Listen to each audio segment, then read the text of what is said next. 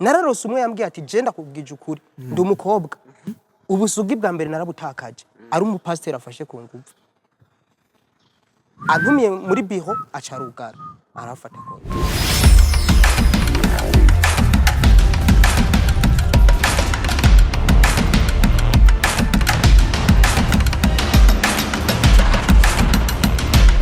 utibage kufyonda kuri subscribe inonzogera no kuri tute.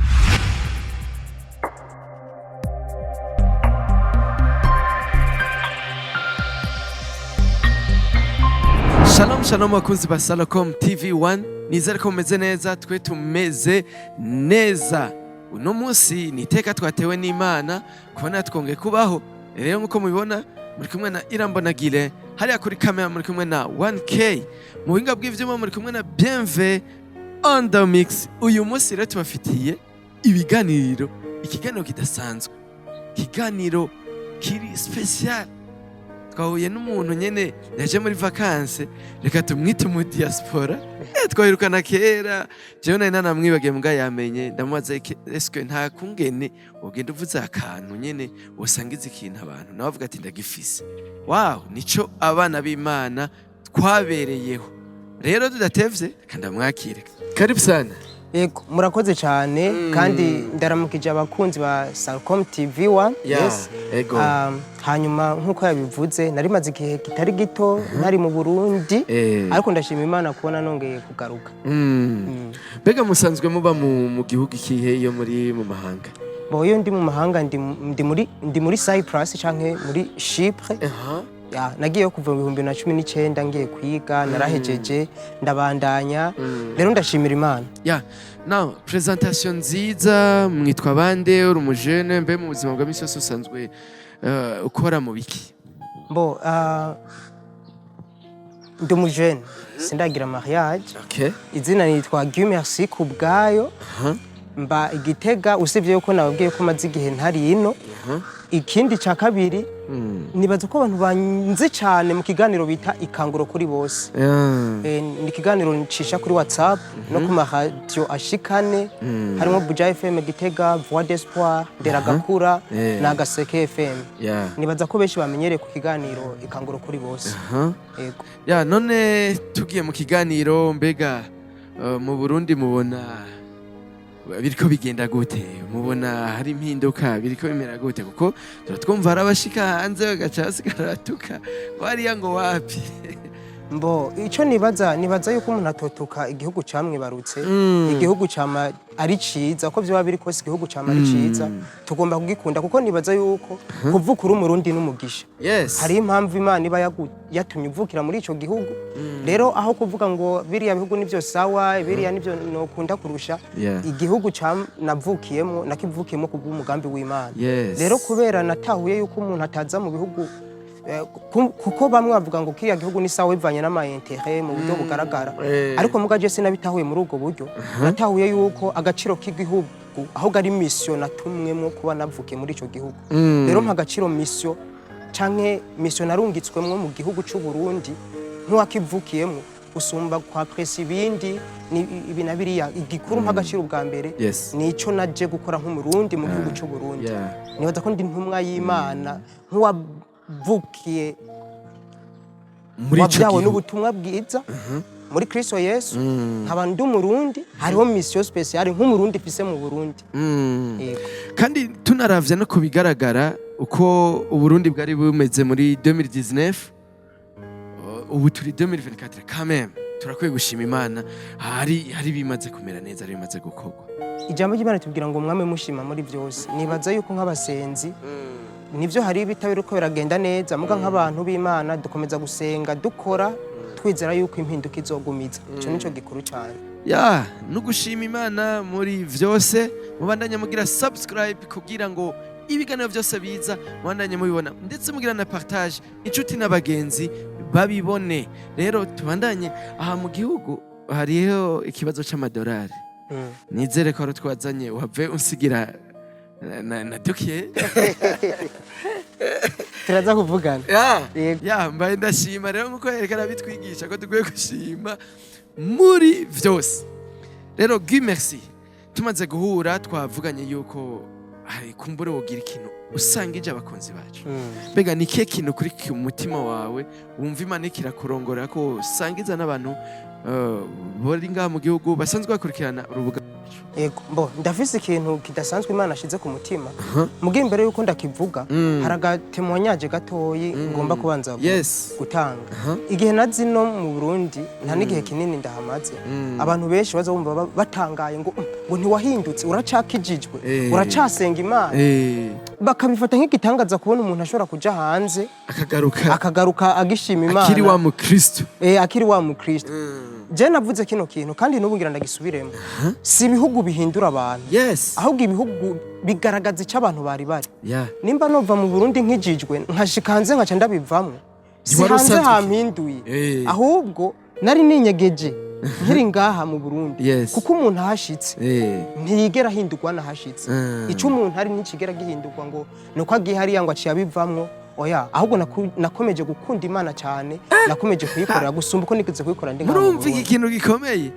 Ntiwahinduwe n'igihugu, ahubwo wewe niwe warusanzwe nyene utari ico kintu. Ni nk'abantu bahora bavuga ngo uriya muntu kubera yarose amahera ngo yaciye ahinduka. Ahubwo yari asanzwe afise kariya kantu. Aho ubukene bwari bwahishije icari. Muga ntiyigeze ahindurwa n'amahera.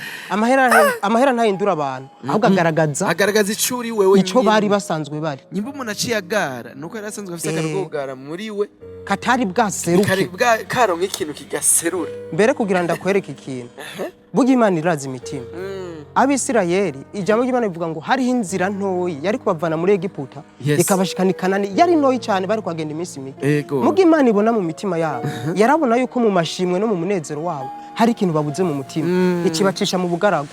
Rero buryo ubugaragwa bwagiye guhishura ico bari bari. Kuko bashitse mu bugaragwa batanguye kubura ibinabiriya bace batangura kwidodomba bace batangura kugaragara. Rero ubugaragwa bwaje kugaragaza neza na neza ico abantu bari bari.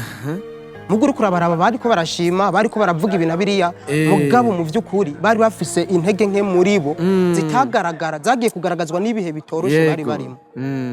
Rero nico gituma ibihe biragaragaza abantu uko bari bari. Iyo ni ikintu gikomeye.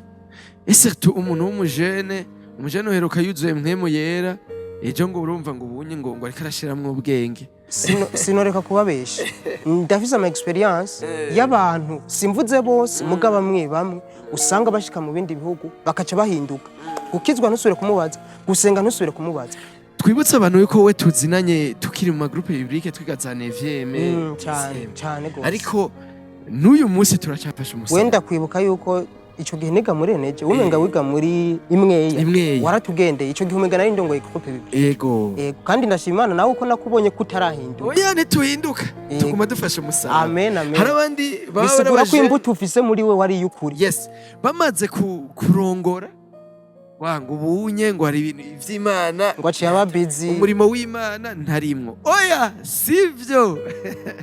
Merci. Umwanya ni gwawe.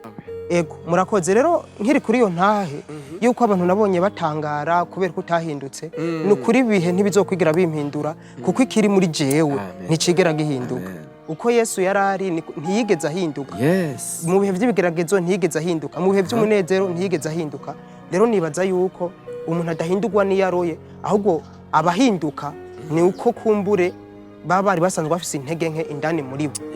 Rero uno munsi ikintu Imana ashize ku mutima ashaka kuganiriza abakunzi ba Salcom TV1 ni kintu ni inkuru y'abantu babiri, ni ibintu vyabaye ni muri Luka igice c'icumi uhereye ku murongo wa 38 gushikana ku murongo wa 42. Hano batubwira abantu babiri, umuntu umwe yitwa Marita uwundi yitwa Mariya. Bano bantu barafise ikintu gikomeye cyane bo twigisha nk'abana b'Imana. Ijambo ry'Imana ritubwira ngo Yesu yarabagendeye ashikira mu nzi wabo nkuko natwe no musi twakiriye Kristo Yesu ari mu mitima yacu. Muge ijambo ry'Imana ritubwira ngo uwitwa Mariya yaciye acakira Yesu ngo yaciye ajya ku birenge vya Yesu atangura kumva ijambo ryiwe. Uwitwa Marita acakira Yesu yaciye ajya mu bikorwa atangura gutegura ati Yesu ndashaka ndagutegura ifunguro sinzi ibyo ariko ndakuzimana amuhekeya voilà amuhekeya. Urumva n'abantu babiri bakiriye Yesu mugabo agira reaction zibiri zitandukanye. Zitandukanye. Umwe aja ku birenge vya Yesu yumva ijambo, Yeah. uwundi nawe aja kumurondera ifungurwa. Nagoma ndababwiza ukuri, igihe kinini iri jambo ryarangoye gutahura, kuko Marita amaze gukorera Yesu akabona uwundi nawe yagiye ku birenge vyiwe, yaciye atangura kwidoga, aravuga ati Yesu ntibikubabaje kubona yicaye ngaho ku birenge vyawe, nanje ndiko ndategura ntaze kumfasha. Yego. Je narinze Yesu acamvuga ati zukuri nivyo, Maria agenda umufashe. Kandi nivyo bakozi baje siko ndamwe mu byo ndazi benshi niko bashobora kuba bariko baravyibaza byukuri. Marita womenga ikintu yakoze ni ciza, yego kai cyarumvikana kandi cyarumvikana kuko umushitsi aje kumuzimana ni vyiza. Mugo urumva Maria wewe aho kutera zimana Yesu yabanje kwicara ku birenge vyiwe amuganiriza yumva ijambo, yumva ibimuvamo. Yego. Marita rero atanguye kwidoga ngo Maria nawe naze kumfasha. Yesu acamubwira ati Marita, Marita, ndakunda incuro Yesu yabisubiyemo. Bugiye Yesu asubiyemo ikintu incuro zirenga zibiri canke zibiri, aba ariko arashaka kugira ngo utire attention canke ube maso wumvirize. Yavuze ngo Marita, Marita, ngo urarushwa cyane niki, ngo kuko Maria ngo yahisemwe umugabane atazokwapfa. Haleluya. Je rero nafashe umwanya munini ndavuga mana ibi bintu sindiko bisigura iki. Muga hari ikintu natahura. Kitubwire nuko Imana irakunda yuko umviriza mwanza mu ntawure kino kintu suko Imana yanka ko tuyikorera. Erega ibi Marita yari karakora ndabigeranya no kuririmba, ndabigeranya no kuvuga ubwo protokora kuri protokole utanga ishikanwa n'ibindi gusenga. Voilà nyene bijya bikorwa activité nyene dukorera Imana mu nzu y'Imana canke hanze. Voilà ivyo Imana ntibigwanya muga kubera iki ngaha Yesu yabigwanije, yagwanije Marita yari karabikora. Hari ikintu yagomba kutwigisha, hari ikintu yagomba kutwigisha. Ico kintu ni iki? Nuko Imana imbere yuko tuzana ibikorwa kanaka irakeneye intimité, irakeneye ko tuba muri presence yayo, irakeneye ko tubanza gusabana. Reka ndakubwire kino kintu. Ibaze nk'ubu wendaje kukuramutsa, ntenja kukuzanira ibyo ufungura, ntunganiriza ndetse no kukuganiriza, ahubwo sinarose n'umwanya wo kukubaza ufata iki, ufungura iki, kuko nshobora gutegura inyama nibaza ngo nizukunda ugasanga barazikubujije. Beuzi kari ivyo kuko urumva Marita ntiyigeze aronka umwanya wo kuganiriza Yesu. Dieu merci. Aho kantu gasubiremo. Je nshobora kuzi wawe gaca wirukanga ati kumbura inyama abarundi turazikunda. Ni sawa reka nenda ukacuziza mugabo sinzi ko ari zukene, sinzi nuko nazikunda. Yego. Kuba abandi babikunda ntibizugura ngo nawe urazikunda. Ndakuzaniye ikinyobwa unwa, sinzi kunwa coca, sinzi kunwa citro, sinzi. Hari abantu bakubwira ati coca sinda. Ugaca wiruka ukayinzana. Urumva ikosa rya Marita Yesu ntiyari kagwanya ibikorwa, muga yari kagwanya ibikorwa bidafite ata presence y'Imana. Imbere yuko dukorera Imana, Imana ikeneye kwanza ubucuti, ikeneye ubucuti kuko iyo Marita yabanza gufata umwanya kuganiriza Yesu ati Yesu fungura iki. Yesu yari kubanza kumubwira ati burya fungura ibi, burya fungura. Iyo Marita rero yacaje gutegura ifungurwa yabanje kuganira na Yesu, yari kuzanira Yesu ibifungurwa ashaka. Aha rero ndabigeranya na baba baririmbyi, avyuka ntafise umwanya wo gusenga, avuze ati je sanzwe nzi kuririmba ijwi ryanje nafise umwanya wo kurimbura ijambo, arivyukira ati ndabimenyereye. Je murambwira abantu abagira uko ubugiye kugira urukata ntiwabeshe.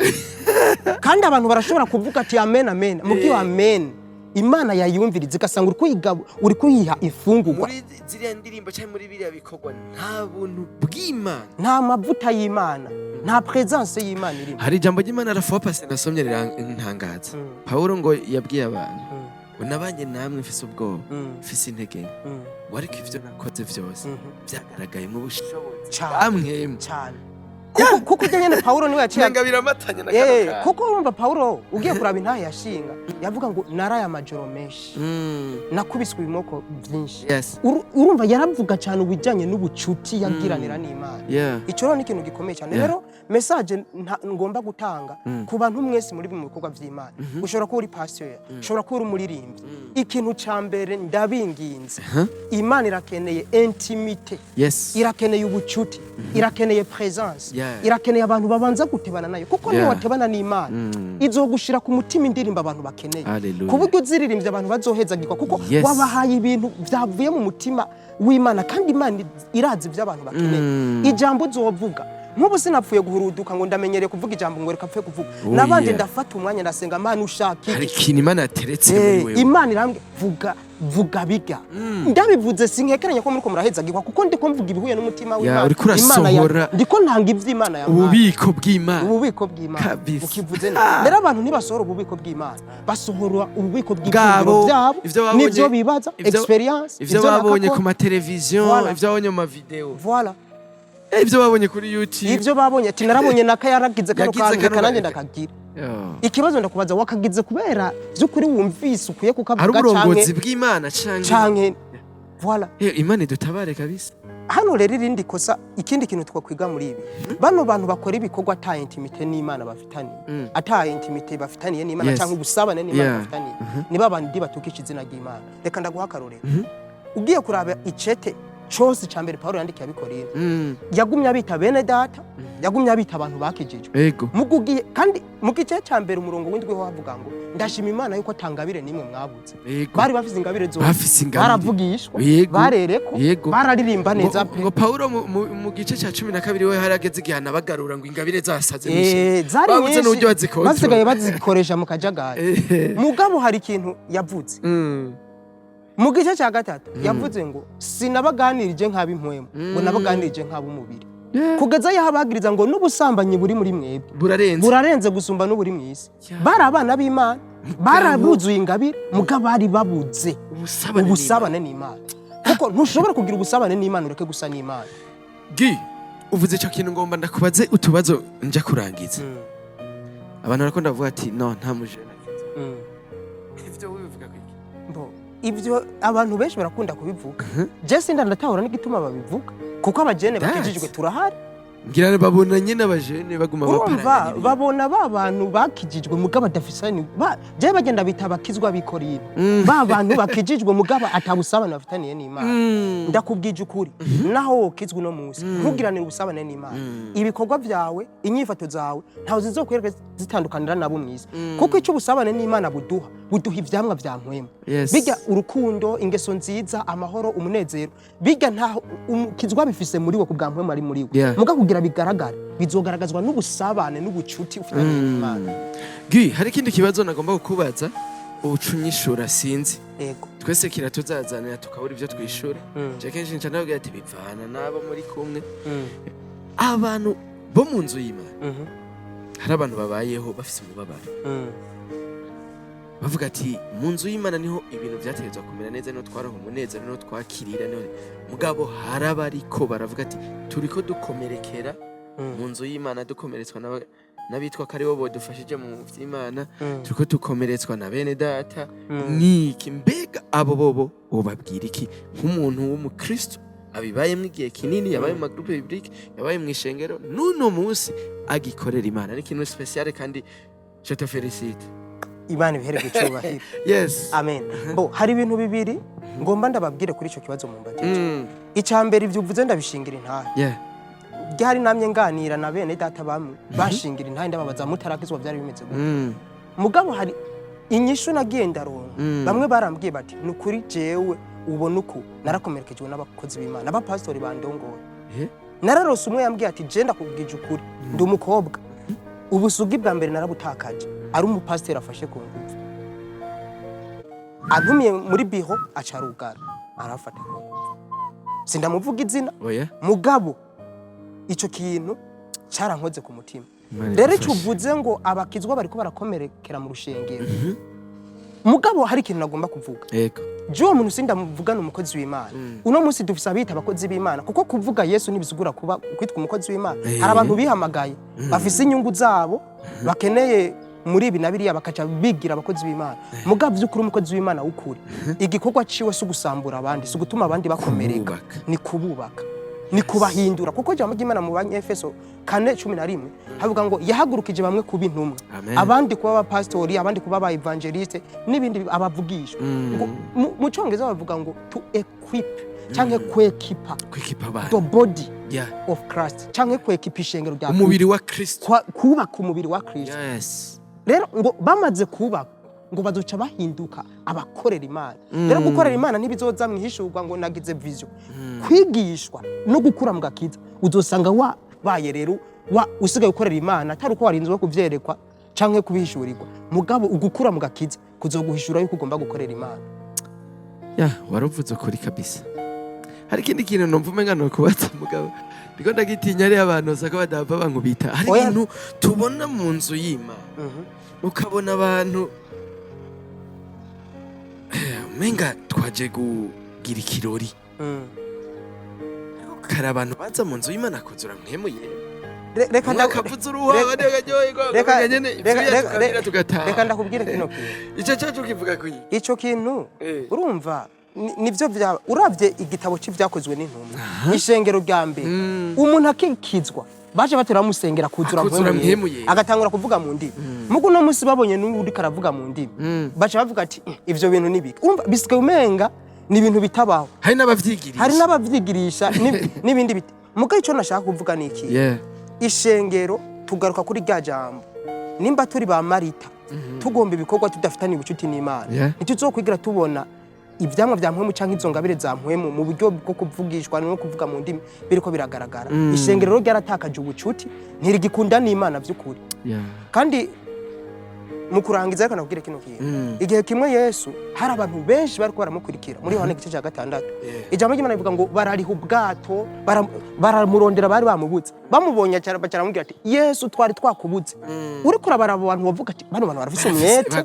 barakunda Imana barakeneye Imana Yesu abona mu mitima aravuga ati mwe ntimundondera kubera je mushaka mundondera kubera cagenda gwije imikake na ya mafi nivyo mukeneye mane majambo ntimukeneye Imana mukeneye ivyitanga none niye manuro woha aba responsable b'imigwi b'ama eglise b'ama ministère kuko nibo bahari kugira ngo binjize uwo mutima mu bo barongoye canke abanuvone en Christ sinzi ikintu wo bahanura ikintu no bahanura niki icambere cyo babanze kumenya yuko twebwe abakozi b'Imana uwo ari wese byari kara kuri vy'urongoye yaburongoye hazogera igihe twese tuje imbere y'Imana itubaza uko twarongoye abo bantu rero impanuro ya mbere noba niyo kubanza kumenya ico kintu ntimubikore nk'ugufinata nk'ukumenga muriko muraprofita abantu abandi mubamanipira mubanze mumenye ico kintu yuko twese tuzorenga imbere y'Imana umuntu wese atange raporo y'ivyo yakoze muri responsabilité Imana yari yamuhaye. Urazi ko turi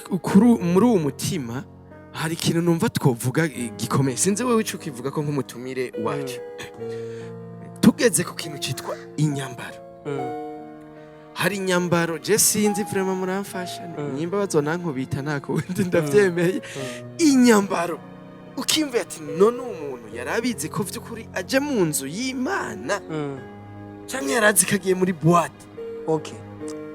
En fait ikintu novuga bo hari habambara ino ubivuze shavuga ngo umunyakirundi mwebwe mwaratembera amahanga muramfasha na jenzo yatembere none ivyo mwebwe mubivuga kwiki bo ico novuga ku bijanye n'inyambaro niki ndabivuga mu migwi ibiri hari abana mu gakiza batarakura mu ijambo bacifata nkabo mwisi mugabo ico nosaba abantu niki mukomeze kudevelopa presence y'Imana muri mwe mukomeze kugwiza ijambo ry'Imana muri mwe ijambo niyo ryagwira inyambaro zizohinduka kuko abantu tubabwiye ngo nimuhindura inyambaro badafitanye ubucuti n'Imana azoca hinduka amategeko bizobananira kuko urazi cyatumye abisirayeli amategeko batashobora nuko batari bavize Imana muri ubuzima bw'Imana ntibwari buri muri bo rero ikintu usabe abantu niki gwiza presence y'Imana muri mwe mugwiza ijambo ry'Imana muri mwe ntawe uzokubwira ngo ambaruku muhemu w'Imana muri wewe azokubwira ati mutusi kandi ikindi naco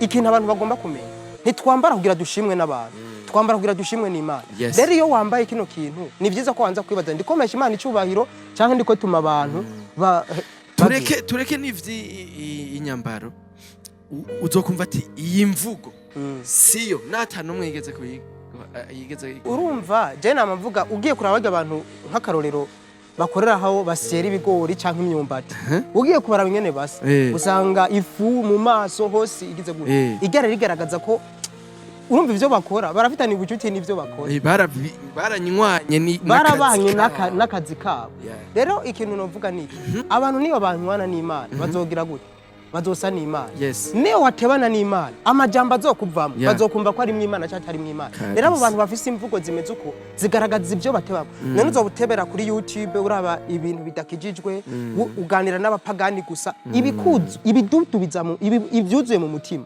n'ibyakanwa gasohora. Rero mbwira aho utebera nzokubwira ibizokuvamo. Yes. Good.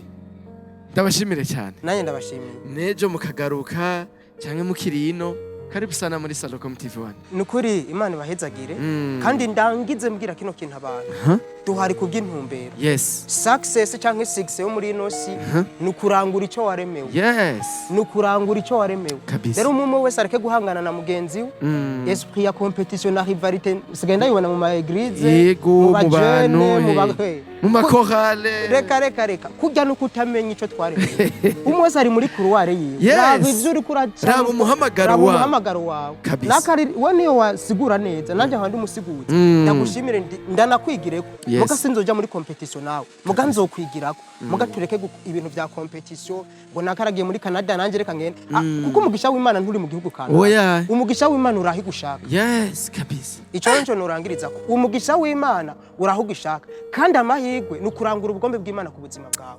Hari abantu Imana izorungika muri Canada, hari n'abandi izobwira ati mwegenda bashaka mu Burundi. Kumaha. Kandi yabo wagiye muri Canada yabo wagiye ngaha mu Burundi. Nimba vy'ukuri twese turaha Imana dushaka. Imbere y'Imana twararanguye ubugombe bwayo, twarabaye successful ngaha muri. Bibiri ivuga ngo Imana yacu ni Imana ikora mu biyaya no mu misozi. No mu misozi. Hose irakorerayo. Wow, bakunzi bacu ba Salocom TV1 tubashimire cyane tugize ikiganiro gikomeye kiri très sérieux. Rero mubandanye mugikurikira mwibuka yuko muri Salocom turafise imprimerie turagira ibintu vya impression, turafise studio record audio, turafise na studio video. Mubandanye muhashika muraba ivyiza biri muri Salocom namwe mubandanye muhezagira.